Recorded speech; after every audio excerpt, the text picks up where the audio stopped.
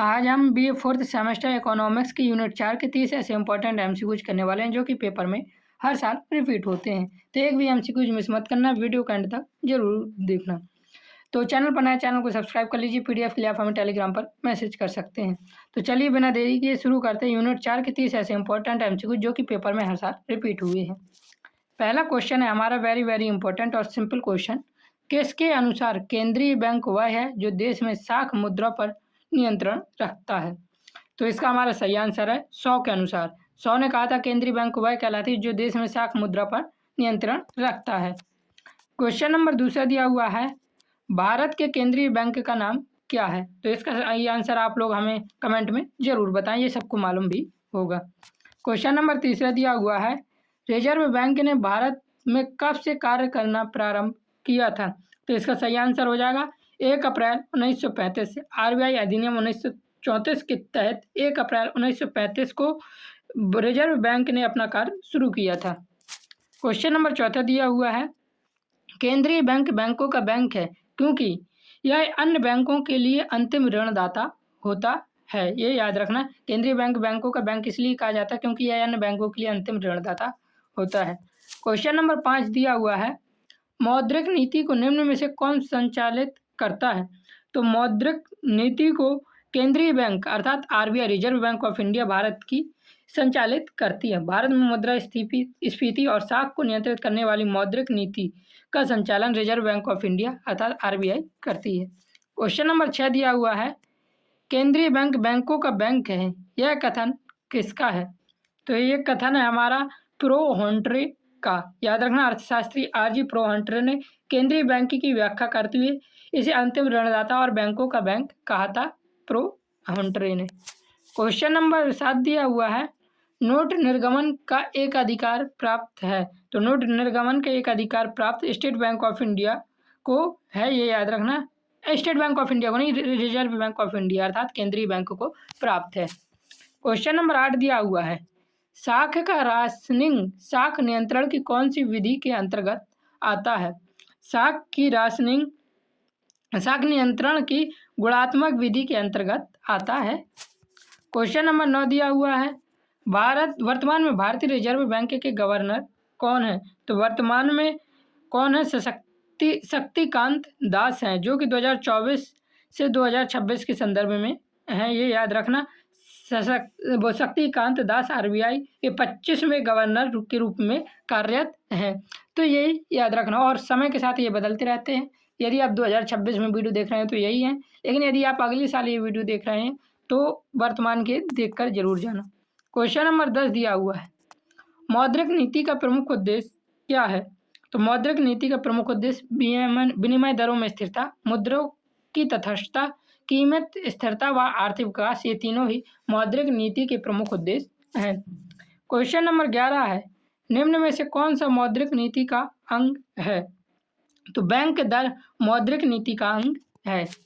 Question number 12 दिया हुआ है, केंद्रीय बैंक का निम्न में से कौन सा वर्जित कार्य या निषेध कार्य है? तो केंद्रीय बैंक जनता से निक्षेप प्राप्त करना, अर्थात केंद्रीय बैंक आम जनता से सीधे तौर पर जमा स्वीकार नहीं करता है और ना ही आम लोगों के खाते खोलता है केंद्रीय बैंक अर्थात reserve bank of India. Question number 13 दिया हुआ है, भारत में वर्तमान में सर्वाधिक मूल्य का नोट प्रचलन में है कौन सा? 500 का, 1000 का, 2000 का या 5000 का? ये आंसर बहुत सिंपल है, इसका आंसर आप हमें कमेंट में जरूर बताएं। क्वेश्चन नंबर 14 दिया हुआ है, निम्न में से किसे चयनात्मक साख नियंत्रण कहा जाता है? तो इसका हमारा सही आंसर हो जाएगा, अनाज क्रय हेतु उधारी सीमा निर्धारित करना चयनात्मक साख नियंत्रण कहलाता है। क्वेश्चन नंबर 15 दिया हुआ है, बैंक दर वह दर है जिस पर केंद्रीय बैंक व्यापारिक बैंकों के बिलों की कटौती करता है, उसे बैंक दर कहते हैं। क्वेश्चन नंबर 16 दिया हुआ है, केंद्रीय बैंक सरकार का क्या है? तो केंद्रीय बैंक सरकार का एजेंट है, सलाहकार है और बैंकर है। ये तीनों ही केंद्रीय बैंक सरकार का है। क्वेश्चन नंबर 17 दिया हुआ है, साख नियंत्रण से अभिप्राय है। तो साख नियंत्रण से अभिप्राय साख का संकुचन एवं विस्तार, ये दोनों ही साख नियंत्रण से अभिप्राय हैं। क्वेश्चन नंबर 18 दिया हुआ है, नरसिंघम समिति प्रथम रिपोर्ट कब प्रस्तुत की गई? तो इसे मैंने आपको पिछली वीडियो में भी बताया था, 1991 में प्रस्तुत की गई थी।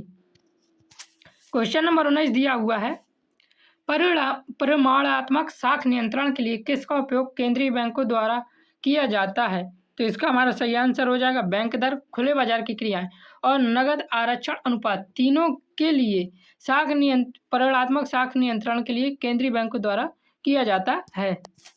क्वेश्चन नंबर 20 दिया हुआ है, लोक वित्त एवं निजी वित्त दोनों में बजट निर्माण आवश्यक है, यह कथन कैसा है? सत्य है, असत्य है या आंशिक सत्य है? तो ये कथन सत्य है कि लोक वित्त एवं निजी वित्त दोनों में बजट निर्माण आवश्यक है। क्वेश्चन नंबर 21 दिया हुआ है, रिजर्व बैंक के गवर्नर की नियुक्ति की जाती है। तो रिजर्व बैंक के गवर्नर की नियुक्ति केंद्रीय सरकार द्वारा की जाती है। क्वेश्चन नंबर 22 है हमारा, रिजर्व बैंक के गवर्नर के कार्यकाल की अवधि सामान्यता होती है। तो रिजर्व बैंक के गवर्नर के कार्यकाल की अवधि सामान्यता 3 वर्ष होती है। आरबीआई गवर्नर की नियुक्ति 3 वर्ष के लिए होती है, जिसके बाद में सरकार द्वारा बढ़ाया भी जा सकता है, लेकिन सामान्यता 3 वर्ष होता है। क्वेश्चन नंबर 23 है, केंद्रीय बैंक समाशोधन गृह का कार्य करता है। इसका मतलब केंद्रीय बैंक जो है वह क्लीयरिंग हाउस का कार्य करता है। ये कथन सत्य है, असत्य, या कभी कभी करता है, या केवल निजी बैंकों के लिए? तो केंद्रीय बैंक समाशोधन गृह का कार्य करता है, ये बात बिल्कुल सत्य है। आरबीआई विभिन्न व्यापारिक बैंकों के बीच चेकों और लेन देन के आपसी दावों को निपटाने के लिए क्लीयरिंग हाउस अर्थात समाशोधन गृह की सुविधा प्रदान करता है। क्वेश्चन नंबर 24 दिया हुआ है, निम्न में से कौन सा बैंक भारतीय रिजर्व बैंक के नियंत्रण में कार्य नहीं करता है? तो इसका हमारा सही आंसर हो जाएगा भूमि विकास बैंक भारतीय रिजर्व बैंक के नियंत्रण में कार्य नहीं करता। भूमि विकास बैंक मुख्य रूप से राज्य सरकारों के सहकारी नियमों और नाबार्ड के दिशा निर्देशों के तहत काम करता है। ये सीधे वाणिज्यिक बैंकों की तरह आरबीआई के नियंत्रण में नहीं होता है। भूमि विकास बैंक याद रखना। क्वेश्चन नंबर 25 दिया हुआ है, सार्वजनिक व्यय निजी व्यय से इस बात से भिन्न है कि सार्वजनिक व्यय संतुलित नहीं होना चाहिए, ये कथन किसका है? तो ये कथन जो है यह फिंडले सिराज का कथन याद रखना।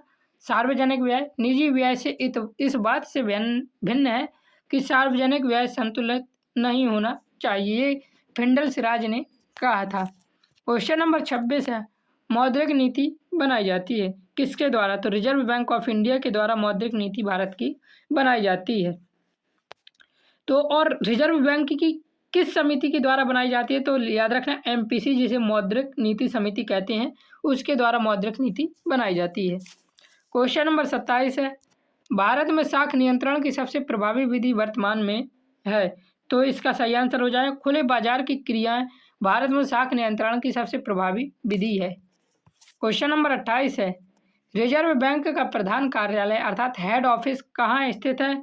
तो रिजर्व बैंक का कार्यालय हेड ऑफिस मुंबई में स्थित है। रिजर्व बैंक का मुख्यालय 1937 से मुंबई में स्थित है, ये याद रखना। कब से है? तो 1937 से है।